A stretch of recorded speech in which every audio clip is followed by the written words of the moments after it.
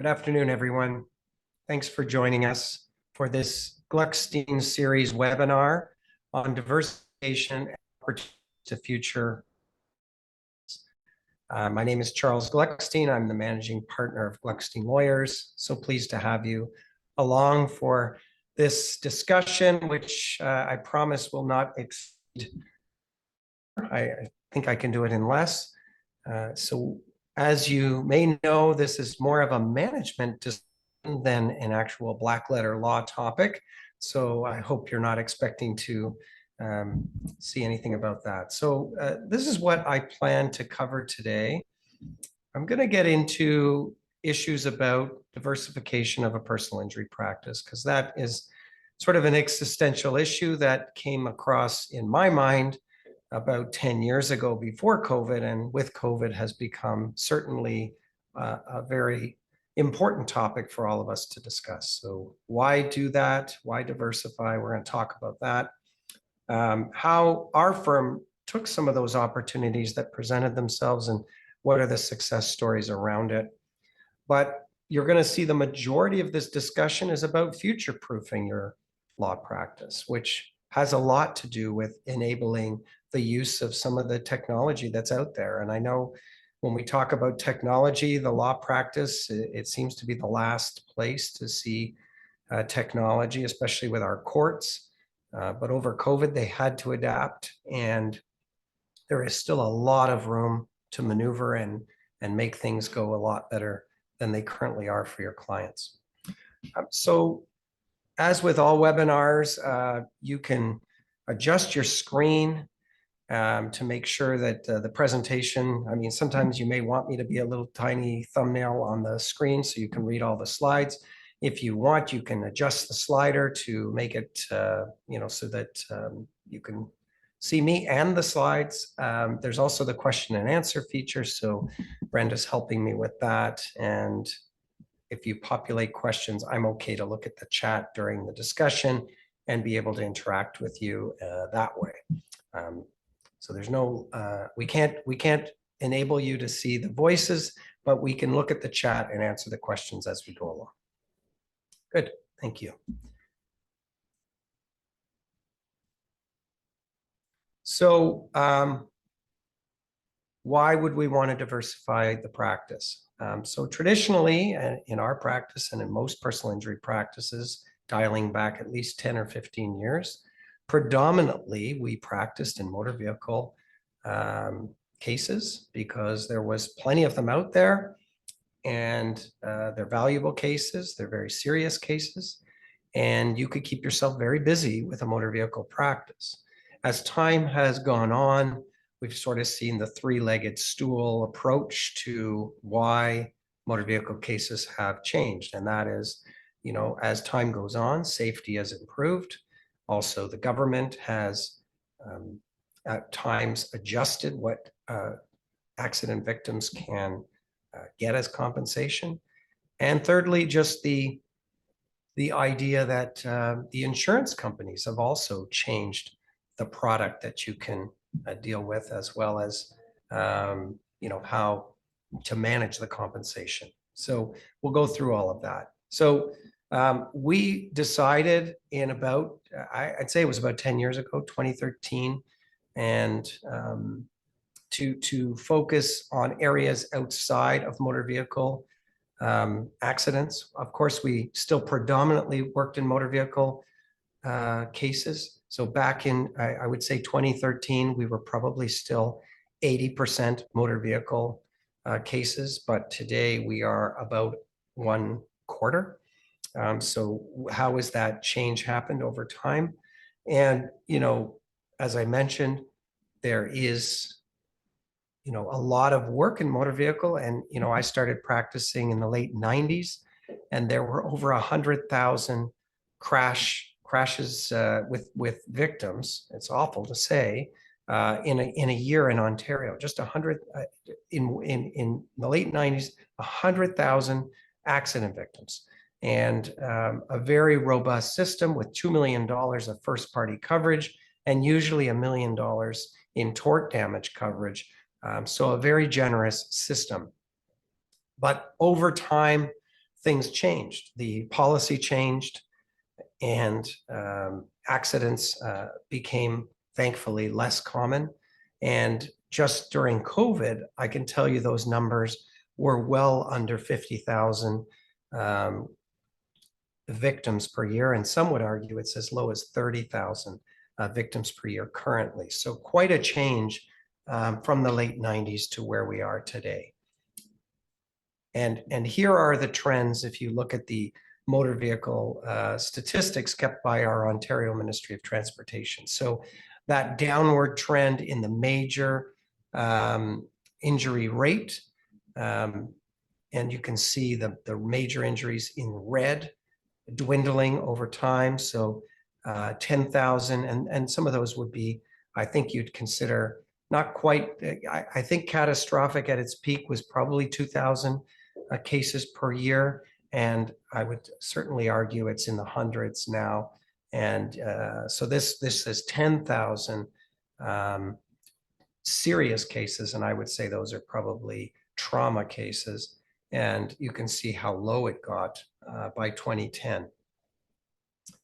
And the similar chart brings it up to 2017 as it continues to dwindle under, I would say, 2,500 cases. Oops.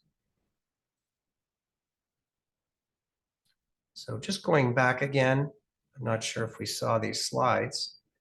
This is what we're going to cover today. And I was just referring to some of these statistics. So just now that you have it on your screen, and you can see how the numbers trending lower using the Ministry of Transportation charts that are available on your, in a Google search. They publish them sort of every, it's not always available every year. So I pulled a chart from where it wasn't updated beyond 2010, and then one from 98 to 2017. And you can see on the dark scale, these are the major injuries. In the late 90s, they had it around 5,000. And currently it looks like much less than half of that. So quite a big adjustment in terms of the types of cases that you're dealing with. And then, when we get into safety, motor vehicle safety has changed. Cars are being built with cameras, lane detection warning systems. Originally, it was airbags that made a big impact and saved lives, seat belts obviously before that, but now we have autonomous vehicles, right? We have vehicles that can help with distracted driving, which is our leading cause of crashes beyond impaired driving. And obviously, as time goes on, we can see the trend that these cars are becoming better and better. I drive a Model 3 Tesla, and it's one of the systems that offers some driver's assistance. I wouldn't say it's completely autonomous, but it will steer the vehicle, keep you in the lane. It will make lane changes when it's safe. It will has a smart cruise control, which adapts to the environment. It warns you about collisions, and a lot of premium vehicles have that. And I would say most vehicles being built have that. So yes, we have the electrification of vehicles, but we also have a lot of these safety features. And that's because the price of them have come down in terms of the cameras and the technology to control the data coming in from those cameras. So obviously COVID had a huge impact. People worked from home. They weren't driving on the roads. They weren't going out of their homes for many, many months. And there was a huge decline in accidents for those years, starting from 2020. Now, most of us as lawyers have a cabinet of 3 or 4 years of inventory based on our pipeline. So we weren't noticing any drop in our work or our revenue because of our cases that we were working through. But in signing up new cases, it would have been adjusted. And that is now probably coming through currently, because now we're dealing with 3 years after the beginning of COVID. And we're certainly seeing, I would suggest we're going to see a trend that drops in terms of the amount of claims that we're issuing and that are going through because of the effect of COVID. So we decided well before COVID that we were going to practice in other areas, and we were looking to make, we were looking into areas where we were getting lots of client calls because we were a personal injury firm. And of course, one of those areas was medical negligence. A lot of us get those calls all the time. They're difficult cases, and many of us don't want to do them because they're expensive and they're risky. So we made a concerted effort to partner up with leading professionals in the area to learn this practice area and to really put an effort, not diving in fully in terms of giving up our motor vehicle practice, but starting to dedicate a lot of resources to learning that area and making sure that we could become experts. And, over the last 10 years, we've certainly done that. We've brought in great experts, and, Richard Halpern leads our team, and Jan is on the team, and Jessica, and we've certainly built a very successful medical negligence group, and have very senior law clerks like Roger Shorman and Janet LeBeau, Tina Ladaloup, that are building this team and making it very strong. So, what our process was in terms of, okay, if motor vehicle isn't going to be our area, how are we going to successfully diversify? So obviously, looking at areas that are underserviced, it doesn't take rocket science to figure it out, but there's reasons why those areas are underserviced, right? They're not as easy to get the cases through, and to learn the science, and to manage the clients, as well as to get the cases proven in court, and to get your settlements as well. So medical malpractice, we learned very early, is a very expensive area, an area that requires a lot of expertise, a lot of learning the science, and patience as you take the case through a much longer litigation track. So we ended up making strategic partnerships over COVID with a number of firms that were concerned with the effect of what was going to happen to the motor vehicle practice after in the future with COVID. And so you can see the types of partnerships we've made. So Richard was the first partner we brought on to lead up our medical malpractice area. I then worked with Derek Nicholson throughout my career, and we have a great relationship, and he wanted me to help him with his Ottawa office. And so we made a deal and partnered up and expanded into Ottawa. Steve Raston, also have a lot of respect, and I've worked with him for many, many years. Another strategic partnership as his offices in Barrie and Minden and Collingwood and Aurelia. He joined forces with us as well. And the concern that Derek and Steve had were very common in terms of what was coming up through COVID. How am I going to generate more work? How am I going to deal with all the technology innovations, manage a practice that, is not necessarily able to invest in all the new technological changes? And where am I in my career? Am I willing to continue to innovate and sort of evolve if these things are going to take 4 or 5 years of an investment to pay off?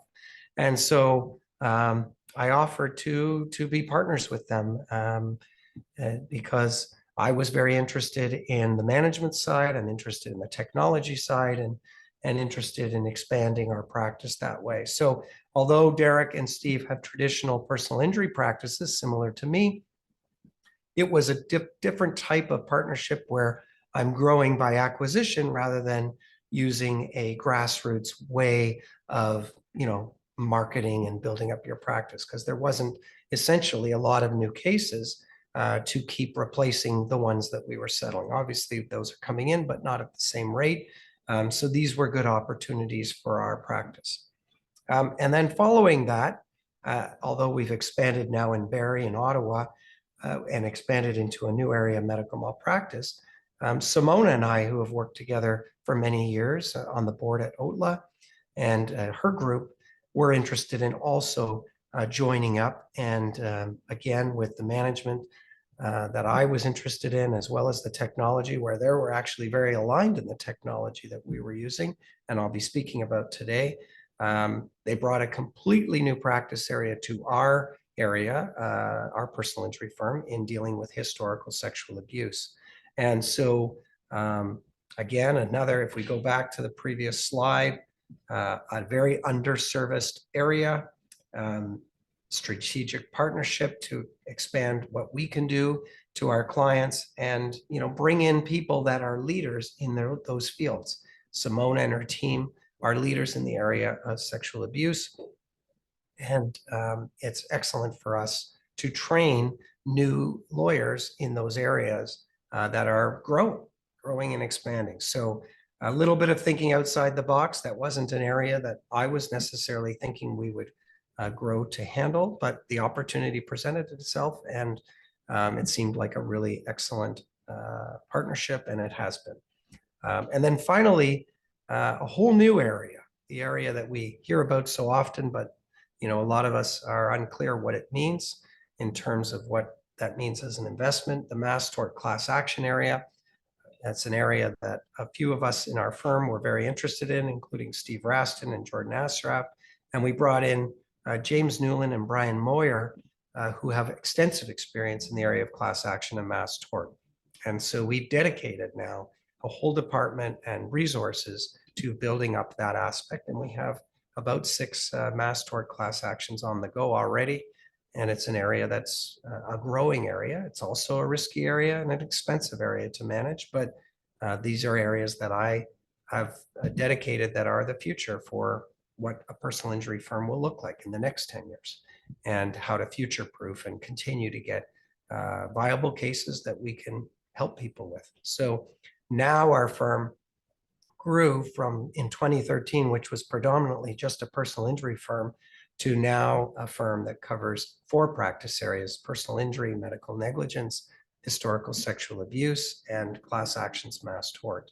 And to that end, we feel that we are much more protected from the ebbs and flows and changes from governments, insurance companies, et cetera, to manage the practice of personal injury. Now, I'm going to move a little bit into the practice areas. I'm just going to check the questions. I hope people are able to see my screen. So with this challenge of growing your practice, it's a different type of workflow and a different type of cash flow too. So I hired MNP, an accounting firm, to develop with me a cash flow tool, which is well beyond what we learn in law school about accounting. And I'm going to get into some analytics tools that I use. But one of the important tools was taking my P&L statements, my profit and loss statements, taking my analytics from my project management tool, and being able to predict on a monthly basis where my cash flow is coming from. It's no longer like we were a 25-person law firm pre-COVID, just a few years ago. And it was pretty easy for me to predict from my own portfolio of cases how the cash flow of the firm would operate month to month.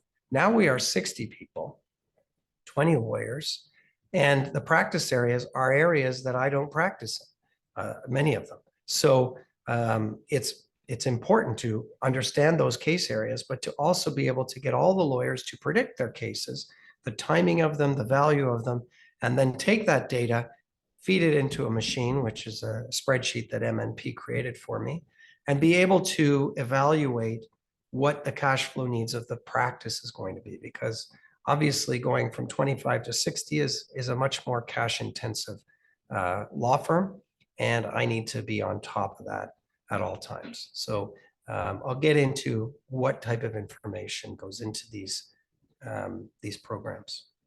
So a lot of what I'm going to say now, I'm going to turn to the area of technology and talk about the type of technology that we found and I believe is really necessary to make sure that the practice is future-proofed. So obviously with COVID, we got into the idea of basically a virtual office working from home. And the idea of expanding our office for our expanding practice areas came up, but I tried to reject it. And in fact, we never increased the footprint of our Toronto office, which I thought was one of our minor successes. Allowing people to have a virtual workspace over COVID was important. And then allowing them to, once COVID was sort of over, to be able to create a hybrid environment where they could work in the office or work from home. And we sort of developed a model. Obviously, if you're a new staff member, you're in the office, but as you gain trust and knowledge, you could work in a hybrid way. And then, of course, the most senior could work virtually. And, obviously, we made sure they had the success of having their computers taken home, their dual monitors. And for those that I've always thought it's important to talk about standing desks in terms of just the ergonomics of your workspace. I think it's one of the best things that we've started to do in terms of making sure that you're healthy when you're working on your computer and you're not always sitting. So that's just an example of what my workspace looks like. And as we come back, where is this going, and what are my views in terms of how meetings should be held? And obviously, we're now in a world where, usually meetings have some virtual option. The people who can make it will make it, and then there's a Zoom way to get people there. We use a device called the OWL, which is a circular camera that covers the whole boardroom, so people online can see who's in the boardroom, and then when you speak, it sort of zooms into the different speakers. I think that's a great device. But obviously, this idea of telepresence allows for the work flexibility. It allows people to work from great distances. We have a law clerk from Kansas City that works for us, a clerk in Newfoundland. We have people all over Ontario, and I think we want to keep talent wherever they are. And if you force them to come to work, obviously you're gonna make some sacrifices there. So I think there's a lot of room for this technology to grow.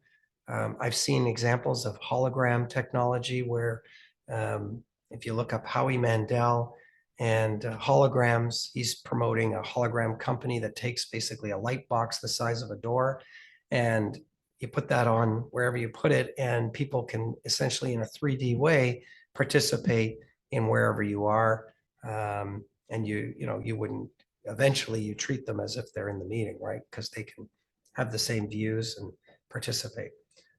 So there is going to be some innovations in this area, and I'm going to talk about some of the AI innovations that we've seen recently. But just going into the basics, obviously, most of you should be in a cloud-based system at this point. We originally had our network set up in our office when we originally had computers and all the intranet stuff going around. That moved into a cloud system, and now we're mostly on a subscription as a service or SaaS-based models of software that are in the cloud with supercomputers holding our data. Data is held in Canada for the Canadian lawyers watching. And moving from a Citrix managed application system to these web-based services that require dual authentication, security, and things like that to protect your data. Obviously, using document management, so digital documents, you can't practice virtually or in a hybrid environment without obviously being totally digital with your workflow. And time management and your customer relationship manager, your CRM, your way of tracking tasks and all the work related to your documents. So these are the different companies that I work with. Not that I just sort of like throwing it out there in terms of the companies I've had success with. So Filevine is sort of our CRM, our document management system, and time and billing. It does client communication. It does automated documents. So very robust system. It interacts and plays nice with a lot of other companies through their the way that they allow, I guess, their technology to be shared. We're using Zoom for communication, so both telecommunication, text communication, and video communication, both in the office and out of the office. So most of our communication we try to put through Zoom rather than email. Email has all sorts of phishing schemes and scams that we try to avoid. We avoid that if you stay within your inter-office system. I'm going to talk about Domo. Domo is an analytics program that takes all of the data that you give it, and it populates all sorts of analysis and charting for you, which is extremely powerful. Soluno is our back office accounting system. It is web-based. We moved from PC Law to Soluno because it was more interactive. It integrates with FileVine and allows us to dock it in FileVine and basically track it in Soluno. Digital Owl is a company that does, it's out of Israel. It's a startup company that does analysis of your medical records. Quite powerful software, and I can show you an example of that. MedChart we're using for, and MedChart interacts with Digital Owl. MedChart is a company that will do your document retrieval for you. Does all the work relating to getting documents for you, and now uses Digital Owl to summarize them for you and handles all the billing, and has powerful interactive tools that allow you to look at an OHIP summary and basically get all the records that you need from there with a few clicks. So very, very powerful. So looking at FileVine, for those that are unfamiliar, FileVine is a single platform that can deal with the intake, lead generation, case management, matter management, document management, billing, advanced reporting, and data security. It's a very secure way to deal with your client matters. We track all of our tasks through there. And basically the whole workflow of a case is going through there. And we actually put our HR through there, our marketing through there. It's really just a powerful project management tool. So this is just a screenshot of what a virtual intake would look like. I did one yesterday. I don't usually delegate it to clerks. I just do it myself because it's a matter of clicking a few buttons, and they usually will generate a few auto tasks to the other staff that then follow up and make sure the documents are in the file, things are ordered, and the whole sort of task flow is managed that way. The system allows you to text right from the system. So I could be, I try again to avoid clients using emails, and instead they can text right to the project and allow that communication to continue within the team. And this is kind of what a project management tool looks like. You see all the people related to a case, what the vitals are, so the key stages. So very, very good project management tool that keeps innovating. They've got a new product coming out with AI built in called Document Assembly, and the documents will pull all the information from other areas in FileVine to create demand letters and other important letters that you're using. The other program that comes with FileVine that is a very important analytics tool as a manager of an office is Domo. And Domo basically creates these amazing charts that I use for our town halls to sort of explain where all the cases are at, where the leads are coming from, what the top referral sources are, who's, in terms of I can manage what the caseloads are for each lawyer, and tons of marketing data that can go in there. So it's extremely powerful. These are just some screenshots from the web, nothing to do with our firm, but you can see the kinds of opportunities that it does in terms of the way it shows records. This is an example of not the way we set it up, but this is an example of a chart dealing with the phases of the case. So you can track where your cases are. And again, a different way of displaying that. The types of cases that you're handling. Again, this isn't our data. These are screenshots from the web, but you can see it gives you a breakdown of your different caseloads, the referral sources, where they're coming from,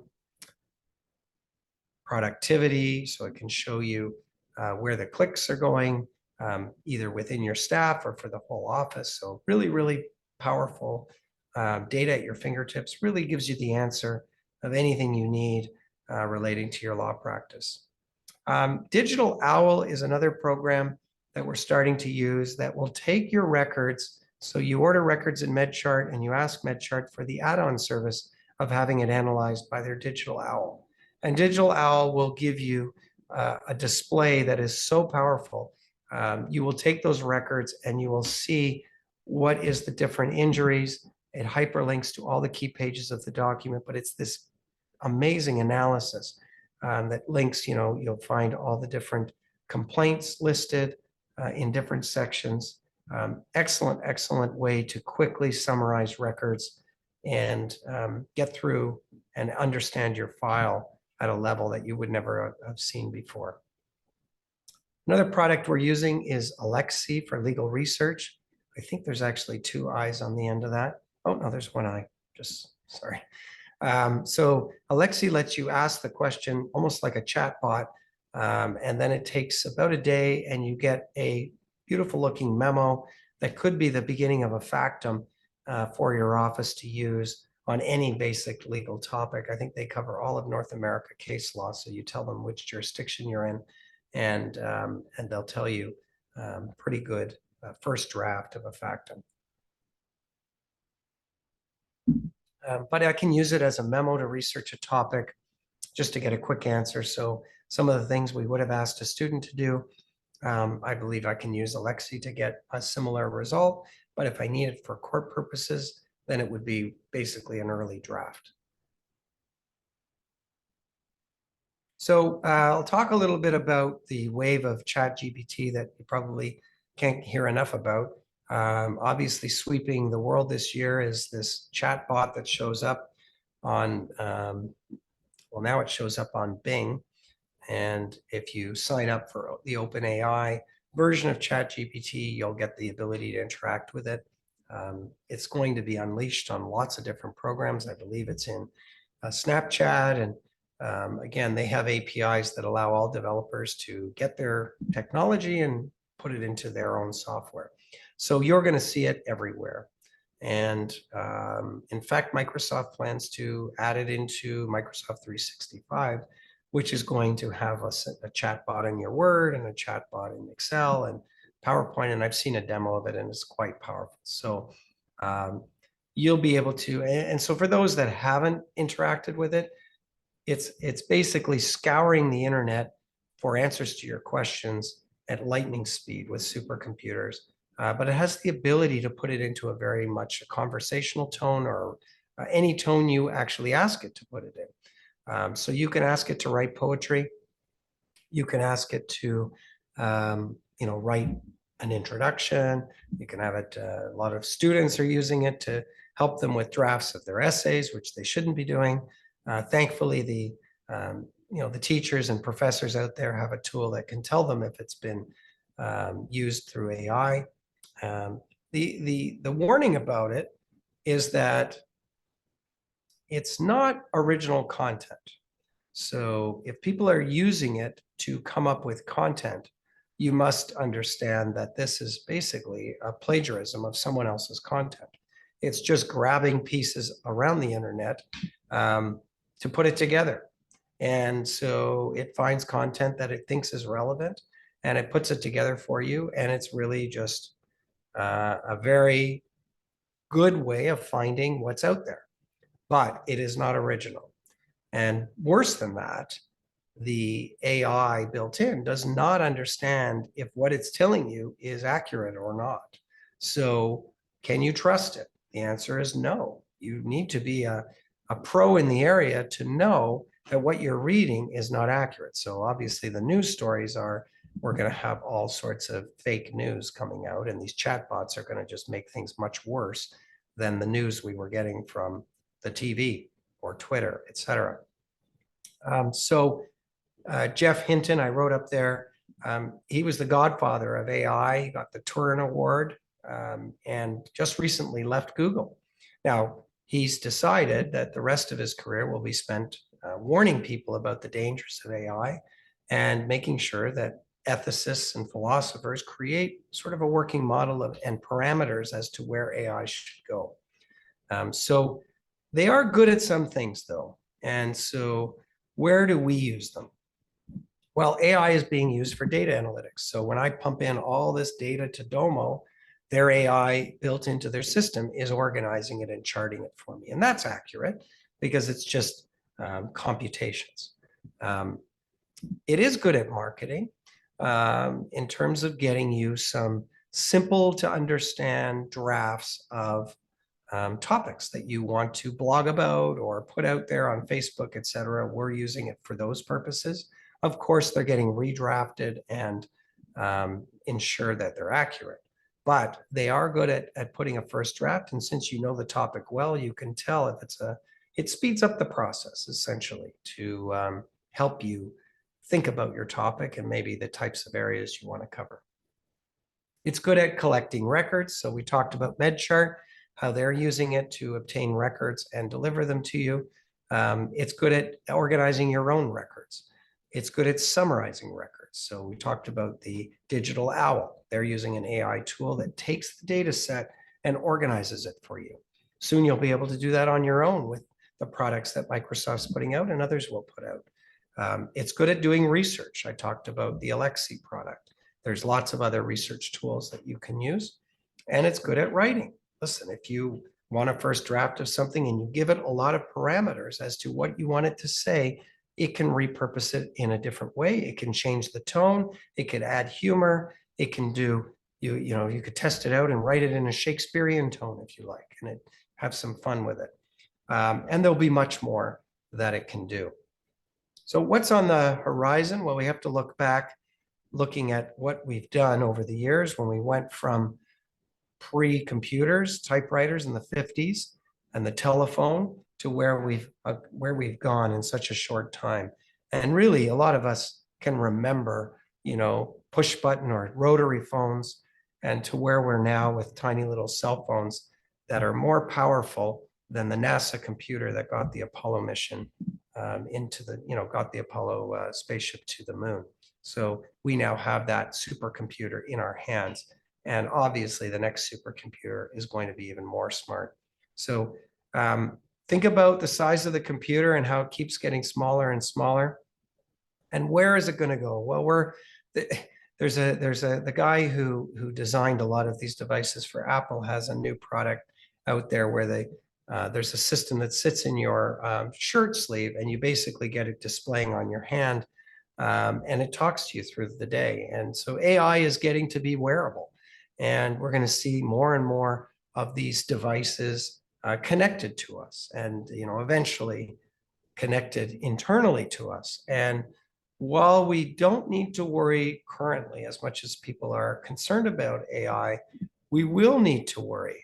And when computers can function in the way that a monkey functions, we are to be concerned. So we think that computers right now could probably resemble the brain of an alligator, but I wouldn't put it past that in 5 or 10 years, we will get to the stage where it can function at the level of a chimpanzee. And chimpanzees can plan. It takes a frontal lobe to plan and organize and essentially look into the future. And chimpanzees can do that. They can do a lot of what we can do. They don't have a sophisticated language system or the dexterity in their hands, but they have a very sophisticated cognitive functioning. And so what is going to make the change to that is quantum computing. And quantum computing is where they take the digital processing that we have now, which goes on a silicon chip, and we put it onto something the size of an atom. And quantum computing will be much bigger than this AI revolution that we're talking about. But combine AI, which is software-based, to quantum computing, which is hardware-based, and you have power that is unleashed that will cure diseases, solve all the energy issues. It has extremely great promise. It also has extreme danger. Obviously, we'll have the power to do a lot of evil things if that's what people choose to do, but it will have some ability to do some great things. And it'll have the power of the brain of a monkey, which can be very dangerous if it's in the wrong hands. So that is essentially my thoughts of what's next. Is AI will be a great enabler for us to do a lot of work a lot faster to enable our staff to focus a lot more on the analysis of the data rather than the mundane work. Quantum computing is a bit of a mystery. Are we going to eventually become all redundant because quantum computing will allow AI to just expand so powerfully? And that is something the regulators and the data leaders have to figure out for our future. So I think with that said, I'm going to wrap this up. I was under 45 minutes. And thank you for participating. If there are any questions, use the Q&A. Okay, so we had a very good question about basically the diversification process, how it affected our brand and messaging. Something we struggle with as you grow as a practice. The big concern is, this is a multi-generational firm here. I started this, my dad started this practice over 60 years ago, and I've been, taking it over, but my dad is still very much involved. And, the idea that we are a family and that our staff are part of our expanding family is very important to us. And we want to keep that culture. But that culture is hard, both with a hybrid work office and when not everyone knows each other, because many of our staff have never been in the same space. We did bring everyone to a retreat last year, and some people met each other for the first time. But I'll tell you, that is a very important question. Our messaging hasn't changed. We still believe we are a family-focused, multi-generational firm. It's important for us to provide full service care for everyone that is our clients. And we've tried to hang on to that messaging. I don't know in terms of the feedback we've got from the community, whether people think we've changed that way, but I believe we've maintained that culture despite the hybrid environment and despite our growth. Excellent question. Any other questions that I can help you with while we are live? Great. Well, thank you all for taking the time to attend, and look forward to working with you.